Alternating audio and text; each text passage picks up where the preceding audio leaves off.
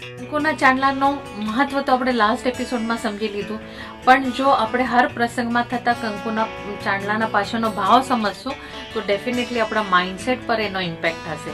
પહેલી વસ્તુ, જ્યારે ભગવાનના ચરણોમાંથી કંકુ લગાવીએ તો આપણી સમર્પણની ભાવના હોય તો ઓટોમેટિક આપણે અંદર ઈગો ઓછો થવાના ચાન્સીસ હોય, પણ એ ભાવ સાથે કરવો જરૂરી છે.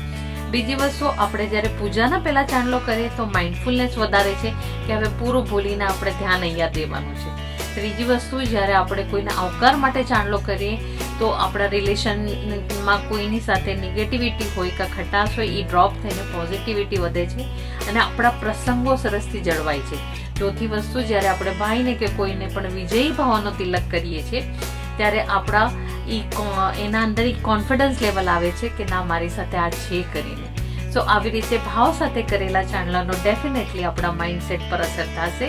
સો મળીશું. Bye bye.